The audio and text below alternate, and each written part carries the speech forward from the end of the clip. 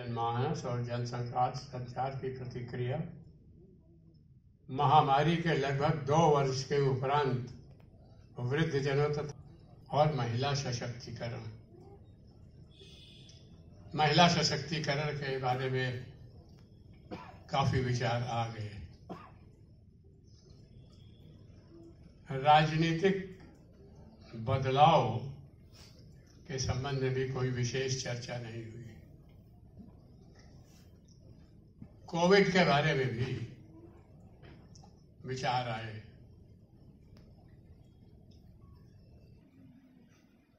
America में इतने लोग कोरोना से ग्रसित, इतनी मृत्यु, ब्रिटेन में, फ्रांस में, स्पेन में, तमाम विश्व के अनेक देशों में,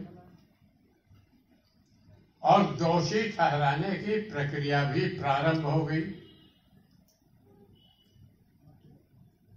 कोविड कहां से शुरू हुआ? किसी ने चीन को दोष दिया, चीन ने अमेरिका को दोष दिया, लेकिन इन सब दोषारोपण के बावजूद एक सकारात्मक दृष्टि जो विश्व मंच पर दिखाई पड़ी वह है इस बीमारी का इलाज तलाश करने का प्रयास देशों की सीमाओं को लांघ कर अंतर्राष्ट्रीय स्तर पर होने लगा। हमारे यहां भी फलाने प्रदेश में इतने कोरोना से ग्रसित हुए, फलाने में इतनी मृत्यु हुई। संचार माध्यमों से एक देश के अंदर भय पैदा करने का वातावरण बन गया। अगर किसी घर या मोहल्ले में 1-2 सकारात्मक निकल आए लक्षण, पूरा मोहल्ला सील, पूरा घर सील, और सील किया तो क्या, उसका प्रचार समाचार पत्रों के माध्यम से, दूरदर्शन के माध्यम से और जो भी दूसरे उपलब्ध माध्यम से उनसे हुआ, और परिणाम यह हुआ कि देश के अंदर निराशा का वातावरण पैदा हो गया। किसी भी व्यक्ति के घर के अंदर अगर एक भी पॉजिटिव निकल आया तो अगर हम मुहावरे की भाषा में कहें तो उस घर में जैसे मुर्दनी छा जाती है।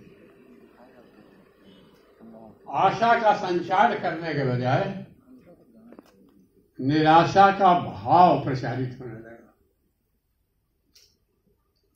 यह हमारे संचार माध्यमों की प्रतिक्रिया है। बीच बीच में ऐसे भी समाचार निकलते थे कि भारत भी वैक्सीन बनाने का प्रयास कर रहा है,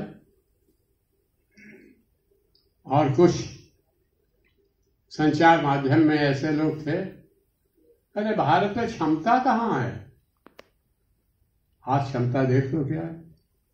वो हमारी क्षमता के ऊपर अविश्वास पैदा करने का प्रचार करने लगे।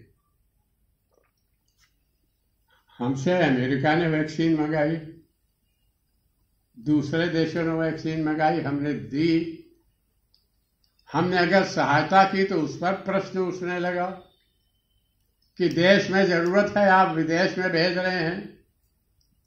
अंतर्राष्ट्रीय संगठनों की अपनी जो सीमा होती है उस सीमा का प्रचार नहीं किया, उन प्रतिबंधों का पालन करना आवश्यक होता है उस पर विचार नहीं किया। लेकिन सारे देश के अंदर एक निराशा का वातावरण, हम जैसे हताश हो गए।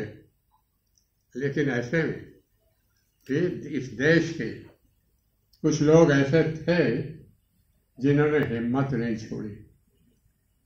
उसमें संचार माध्यम से जुड़े लोग थे, उसमें अन्य क्षेत्रों से भी जुड़े हुए लोग थे, और जिनके मन के अंदर ये आशा थी कि नहीं, हम तो कोई ना कोई हल निकालेंगे। दूसरी भी महामारियां हुई हैं समय समय पर, किसी का हल निकालने में 10 साल लग गया, किसी में 5 साल लग गया, किसी में कुछ लग गया, और इसलिए हल तो निकलेगा, विश्वास धरो। इस विश्वास ने समाज को शक्ति प्रदान की। इस विश्वास ने इस महामारी से जूझने के लिए व्यक्ति को संकल्पित किया, और उसका परिणाम यह हुआ कि धीरे धीरे लोगों के मन से भय निकलने लगा। मैं स्वयं कोरोना से ग्रसित था। 2-2.5 महीने के उपचार के बाद मैं जब यहां आया, समाचार पत्रों में पढ़ा फलाना क्षेत्र में इतने की मृत्यु, फलाने क्षेत्र में इतने कोरोना संक्रमित पाए गए, चिकित्सालयों में बेड नहीं, शासन प्रयास कर रहा है लेकिन कहीं ऑक्सीजन नहीं, कहीं कुछ नहीं। इस प्रकार के अनेक समाचार छपने लगे। मुझे पीड़ा हुई। जो व्यक्ति कोरोना का दंश झेल करके निकला है, उसके मन के अंदर कैसी उथल पुथल होती है, उसके अंदर किस प्रकार से नकारात्मक विचार आते हैं, इसकी कल्पना लोगों को जो दूर बैठे हैं उन्हें नहीं होती। तो मैंने एक अपने मित्र समाचार पत्र के संपादक को बुलाया और मैंने कहा कि ये बतलाओ, ये जो आप लोग नकारात्मक समाचार छाप रहे हो, इसका समाज पर क्या प्रभाव पड़ रहा है? कुछ इसको सोचा है आपने? रोज रोज इतने मरे, रोज रोज इतने कोरोना से ग्रसित हुए, इस नगर में ये कमी है, इस अस्पताल में ये कमी है। आप कभी सकारात्मक बात तो छापोगे? आप कभी लिखोगे कि केसरीनाथ त्रिपाठी 2.5 महीने कोरोना से लड़ करके और इस 86 साल की उम्र में जीत करके आए हैं? आप ये समाचार छापो तो आशा का संचार होगा। इससे लोगों के मन के अंदर विश्वास होगा कि यह जो बीमारी यह इनडिफिटेबल नहीं है, इस बीमारी को हम पराजित कर सकते हैं। आप सकारात्मक समाचार छापने की चेष्टा करो। और नतीजा हुआ कि धीरे धीरे मेरी केपी सिंह साहब से बात हुई। अक्सर मैंने कहा कि आप बात करें समाचार पत्र के संपादकों से कि इस प्रकार के सकारात्मक समाचार छापा करें। कोरोना परास्त हुआ, कोरोना हारा, कोरोना से जीत करके लोग आए। इस प्रकार की सामाजिक मानसिकता ही एक मन के अंदर दृढ़ विश्वास पैदा करेगी और जिससे हम कोरोना से लड़ने में सक्षम हो सकेंगे। आज उसका परिणाम सामने आ रहा है। पहली लहर गई, लोग भविष्यवाणी करने लगे। दूसरी लहर आएगी आएगी आएगी। दूसरी लहर हल्की पड़ी, फिर लोग भविष्यवाणी करने लगे। तीसरी लहर आएगी, इस महीने में आएगी, इस महीने में आएगी। और यह तीसरी लहर बच्चों को ज्यादा प्रभावित करेगी। मैंने कहा ये लोग ज्योतिषी है क्या? ये लहर बच्चों को प्रभावित करेगी, बड़ों को नहीं प्रभावित करेगी। यह किस ज्योतिष शास्त्र से इन्होंने निकाल लिया? तो एक प्रकार से फिर नकारात्मक समाचारों का दौर बढ़ा। लेकिन मैं बधाई देता हूं समाचार पत्र वालों के, उन्होंने संयम रखना सीखा। कुछ लोगों के समाचार आए, टीवी पर आए, यह फलाने महीने में तीसरी लहर आएगी, और अब वही लोग कह रहे हैं तीसरी लहर आएगी तो बड़ी हल्की लहर आएगी। ये इस प्रकार जितनी जो प्रतिक्रिया है मीडिया के माध्यम से, तो इसमें शासन की जो चुनौती है उस पर अगर हम दे तो क्या करेगा शासन? ये का एक अगर कोई बीमारी महामारी का रूप धारण करके चली जाती है तो शासन अपने भरसक जितना करेगा करेगा। मैं उसके बहुत डिटेल में विस्तार में जाना नहीं चाहता, लेकिन उस शासन ने जो किया और लोगों को प्रेरित किया, तो कुछ तो मजाक उड़ाने लगे। थाली बजाना, जागृत करना था लोगों को, मन के अंदर एक भावना पैदा करना कि हाँ हम एक हैं, हम इस बीमारी से लड़ेंगे। दीप जलाना, थाली बजाना और यह आह्वान करना कि प्रत्येक व्यक्ति अपने प्रयासों से, अपने संगठन के प्रयासों से, अपनी संस्था के प्रयासों से निःशुल्क भोजन जो है उपलब्ध कराए ऐसे परिवारों को जो कोरोना से पीड़ित हैं।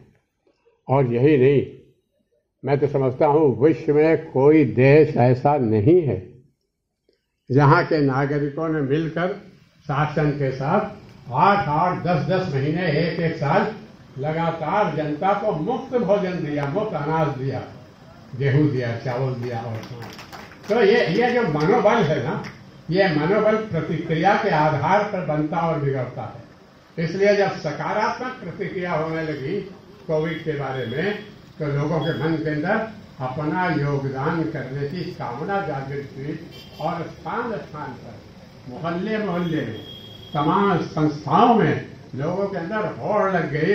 हम पूरी देंगे, हम पराठा देंगे, हम सब्जी देंगे, हम चावल देंगे।